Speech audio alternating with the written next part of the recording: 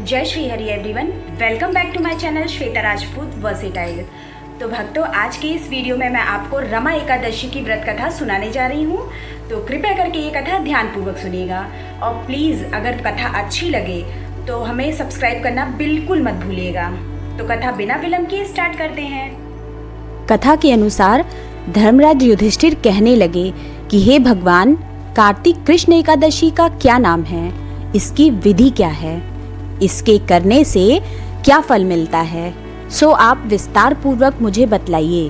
भगवान श्री कृष्ण बोले कि कार्तिक कृष्ण पक्ष की एकादशी का नाम रमा है।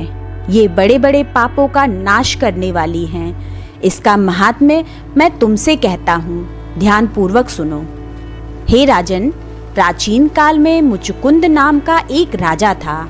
उसकी इंद्र के साथ मित्रता थी और साथ ही यम, कुबेर, वरुण और विभीषण भी उसके मित्र थे।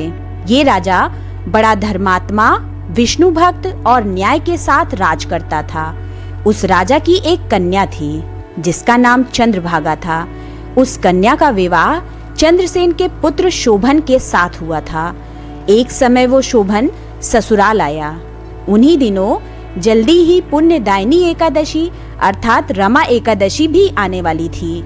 जब व्रत का दिन समीप आ गया तो चंद्रभागा के मन में अत्यंत सोच उत्पन्न हुआ कि मेरे पति अत्यंत दुर्बल हैं और मेरे पिता की आज्ञा अति कठोर है। दशमी को राजा ने ढोल बजाकर सारे राज्य में ये घोषणा करवा दी कि एकादशी को भोजन नहीं करना चाहिए। ढोल की घोषणा सुनते ही शोभन को अत्यंत चिंता हुई और अपनी पत्नी से कहा कि हे प्रिय, अब क्या करना चाहिए? मैं किसी प्रकार भी भूख सहन नहीं कर सकूंगा। ऐसा उपाय बतलाओ कि जिससे मेरे प्राण बच सकें, अन्यथा मेरे प्राण अवश्य चले जाएंगे। चंद्रभागा कहने लगी कि हे स्वामी, मेरे पिता के राज में एकादशी के दिन कोई भी भोजन नहीं करता।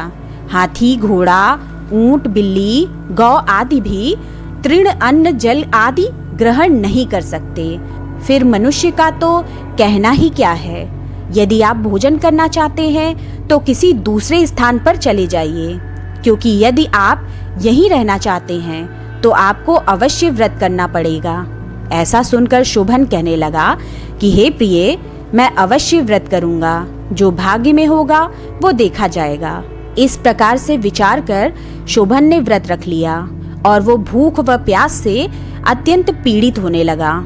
जब सूर्य नारायण अस्त हो गए और रात्रि को जागरण का समय आया, जो वैष्णवों को अत्यंत हर्ष देने वाला था, परंतु शोभन के लिए अत्यंत दुखदायी हुआ। प्रातःकाल होते ही शोभन के प्राण निकल गए। तब राजा ने सुगंधित काष्ठ से उसका दाह संस्कार करवाया, परंतु चंद्रभागा ने अपने पिता की आज्ञा से अपने शरीर को दग्ध नहीं किया और शोभन की अंत्येष्टि क्रिया के बाद अपने पिता के घर में ही रहने लगी।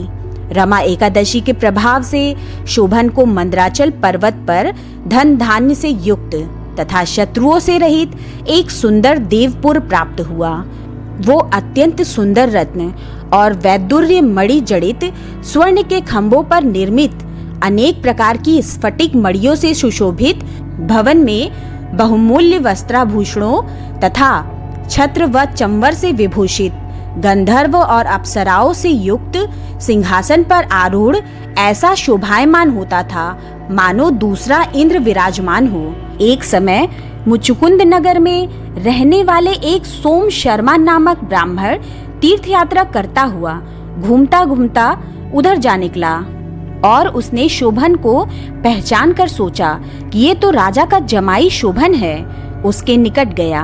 शोभन भी उसे पहचान कर अपने आसन से उठकर उसके पास आया और प्रणाम आदि करके कुशल प्रश्न किया। ब्राह्मण ने कहा कि राजा मुचुकुंद और आपकी पत्नी कुशल से हैं। नगर में भी सब प्रकार से कुशल हैं, परंतु हे राजन, हमें आश्चर्य हो रहा है। आप अपना वृत्तांत कहिए कि ऐसा सुंदर नगर जो न कभी देखा न सुना, आपको कैसे प्राप्त हुआ। तब शोभन बोला कि कार्तिक कृष्ण की रमा एकादशी का व्रत करने से मुझे ये नगर प्राप्त हुआ, परंतु ये अस्थिर है। ये स्थिर हो जाए ऐसा उपाय कीजिए। ब्राह्मण कहने लगा, हे राजन, ये स्थिर क्यों नहीं है और कैसे स्थिर हो सकता है, आप बताइए, फिर मैं अवश्यमेव वो उपाय करूंगा। मेरी इस बात को आप मिथ्या न समझिए। शोभन ने कहा कि मैंने इस व्रत को श्रद्धा रहित होकर किया है, अतः ये सब कुछ अस्थिर है। यदि आप मुचुकुंद की कन्या चंद्रभागा को ये सब वृत्तांत कहें तो ये स्थिर हो सकता है। ऐसा सुनकर उस श्रेष्ठ ब्राह्मण ने अपने नगर लौटकर चंद्रभागा से सब वृत्तांत कह सुनाया। ब्राह्मण के वचन सुनकर चंद्रभागा बड़ी प्रसन्नता से ब्राह्मण से कहने लगी कि हे ब्राह्मण, ये सब बातें आपने प्रत्यक्ष देखी है या स्वप्न की बातें कर रहे हैं? ब्राह्मण कहने लगा कि हे पुत्री, मैंने महावन में तुम्हारे पति को प्रत्यक्ष देखा है, साथ ही किसी से विजय न हो ऐसा देवताओं के नगर के समान उनका नगर भी देखा है। उन्होंने ये भी कहा कि ये स्थिर नहीं है, जिस प्रकार वो स्थिर रह सके सो उपाय करना चाहिए। चंद्रभागा कहने लगी कि हे विप्र, तुम मुझे वहां ले चलो, मुझे पतिदेव के दर्शन की तीव्र लालसा है। मैं अपने किए हुए पुण्य से उस नगर को स्थिर बना दूंगी।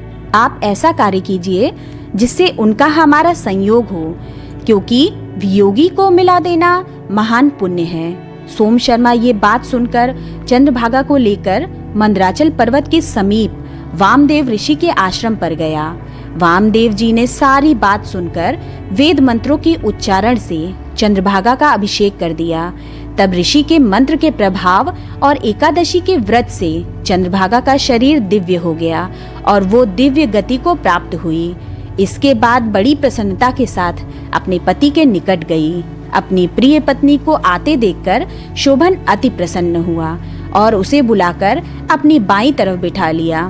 चंद्रभागा कहने लगी कि हे प्राणनाथ, आप मेरे पुण्य को ग्रहण कीजिए। अपने पिता के घर जब मैं 8 वर्ष की थी, तब से विधि पूर्वक एकादशी के व्रत को श्रद्धा पूर्वक करती आ रही हूँ। इस पुण्य के प्रताप से आपका ये नगर स्थिर हो जाएगा तथा समस्त कर्मों से युक्त होकर प्रलय के अंत तक रहेगा। इस प्रकार चंद्रभागा ने दिव्य आभूषणों और वस्त्रों से सुसज्जित होकर अपने पति के साथ आनंद पूर्वक रहने लगी। हे राजन, ये मैंने रमा एकादशी का महात्म्य कहा है। जो मनुष्य इस व्रत को करते हैं उनके ब्रह्म हत्यादि समस्त पाप नष्ट हो जाते हैं।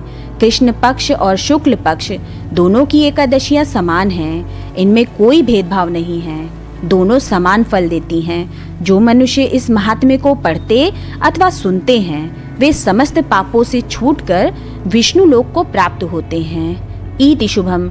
तो ये थी रमा एकादशी की व्रत कथा। मेरे द्वारा सुनाई गई कथा अगर पसंद आई हो तो मेरे चैनल को सब्सक्राइब कर ले और बेल आइकन प्रेस करना बिल्कुल ना भूले, जिससे मेरे आगे आने वाले लेटेस्ट वीडियो की नोटिफिकेशन आपको तत्काल मिल सके। मेरे वीडियो को लाइक एंड कमेंट्स भी करें। मेरे वीडियो को अपने फेसबुक, व्हाट्सएप, इंस्टाग्राम पर शेयर करना बिल्कुल ना भूले।